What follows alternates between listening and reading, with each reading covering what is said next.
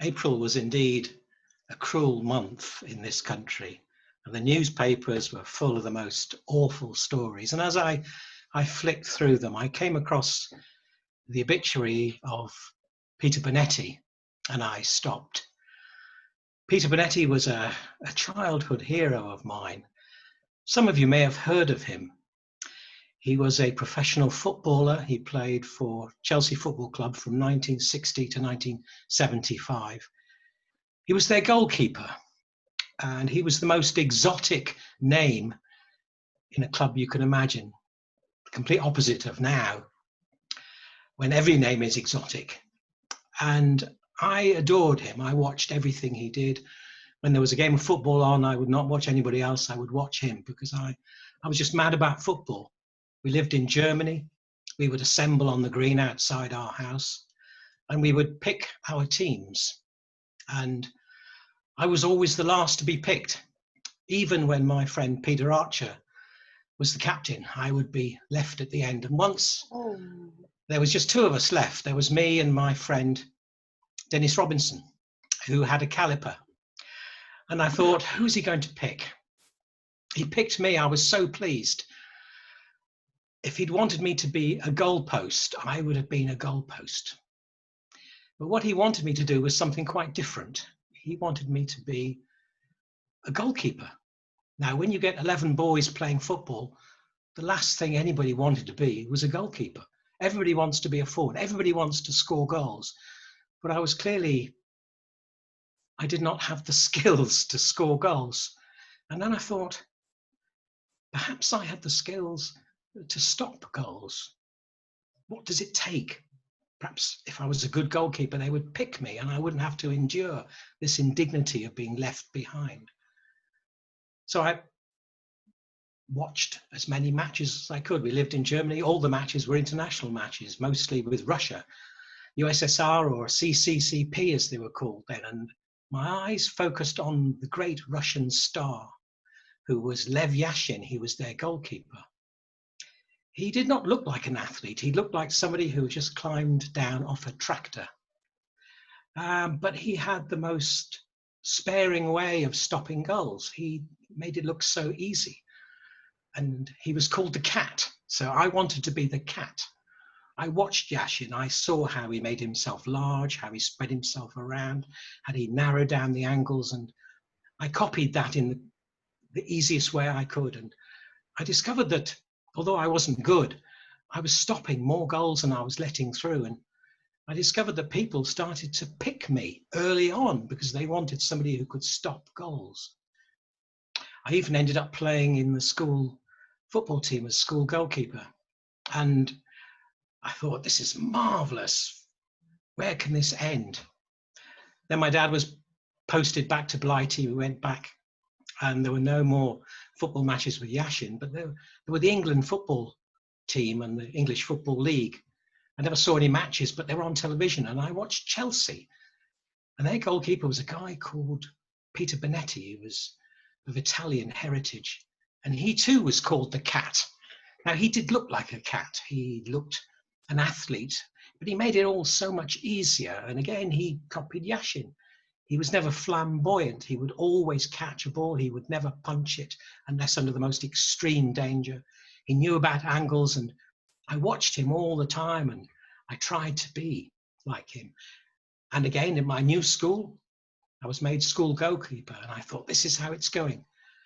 But my dad was promoted yet again, back to Germany.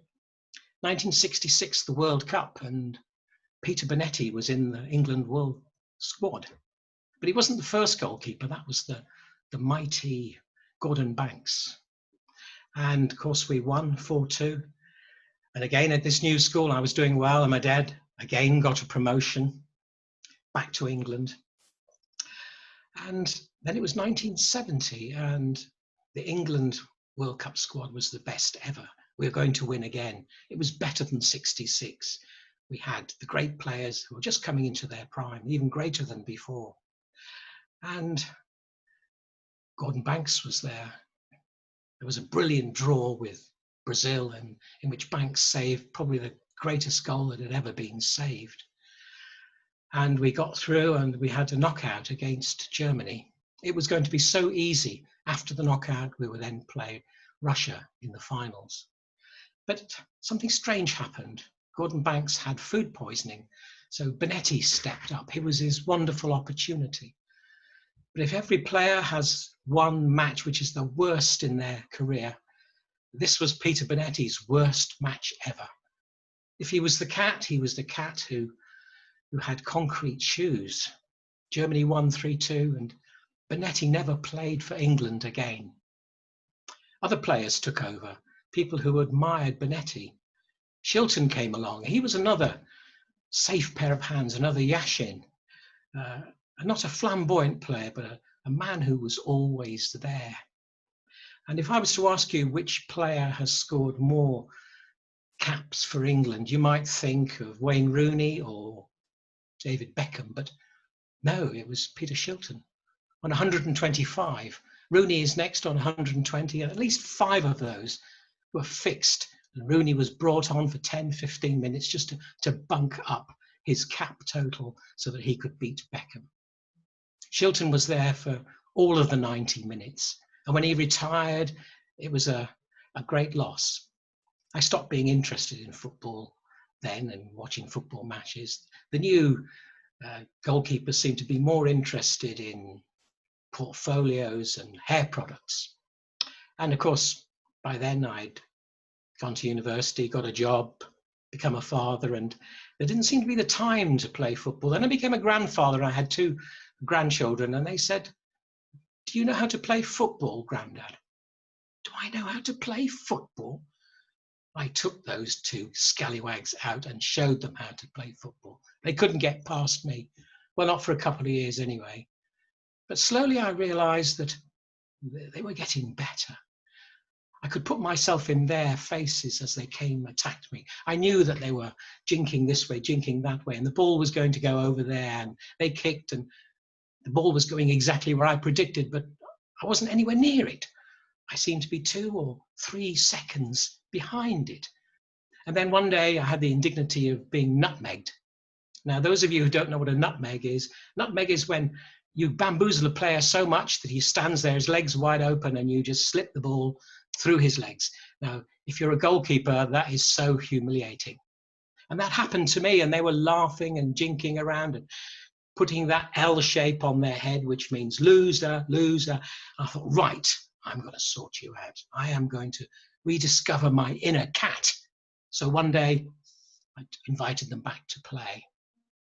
And I noticed that the eldest one was striking the ball across the ball, and he was going to bend it a little bit. But I knew how to deal with that. And as he came towards me, he gave me a dummy. I knew, I feinted. I knew which way it was going. And when he struck the ball, I knew that ball was going to swerve. So I would have to make an extra special stretch. So I did.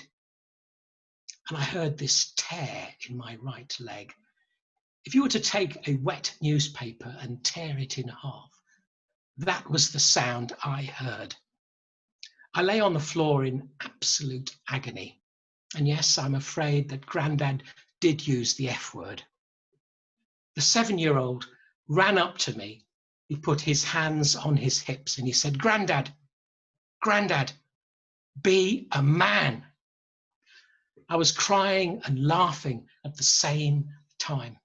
They helped me up. I was in absolute agony. It took me 4 days to recover. But on the 5th day, I was out and about and looking for another football match. But on the 6th day, when I was in the shower, I noticed that my right leg was completely black from the groin right down to my toe. It was black. I had bruises all down my leg. It looked hideous. I phoned the doctors and I said, "I have an emergency here." My usual doctor, Dr. Bartow, was not free, but I could have the locum if I didn't mind coming in straight away. Of course, I went down straight away. I went to the receptionist. "Mr. Hobbs," she said, "come in. I haven't seen you for a while." "No," I said, "I've not been well." No, she didn't say that. It's just an old Tommy Cooper joke. She said, "Take a seat. Dr. Marta is not free, but there is a locum there. She's from Romania. It's Dr. Ceausescu. Her name wasn't Dr. Ceausescu. I just couldn't remember. It's the only Romanian name I can think of. So she called me in and said, can I see your legs? And then she went white. I said, no, it's the other leg. No, she didn't say that. But she did turn white. She sat down. She picked up her phone and said, I need to get a second opinion.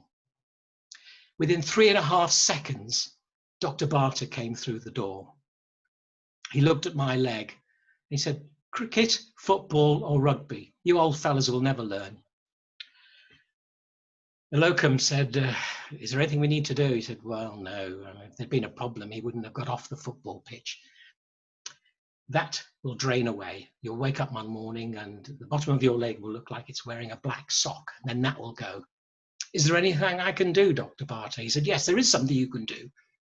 Stop playing football. You're an old man. I thought this was a bit offensive because I was 19. I'm 19. I'm perfectly okay to play football. But I took his advice. I didn't want to hear that wet newspapers tearing again and the pain which was so excruciating. So when the boys come round now, I go out. I don't play. I pass. I'm the manager. I'm the referee. Mostly I just go and get the ball from the hedge and bring it back. But if they were to say to me, Grandad, would you mind standing there and being the goalpost? I would do it. Because when I stand there and there's a game of football going on, even though I'm not playing, I become the cat. So, Peter Bonetti, rest in peace and thank you. That's really good.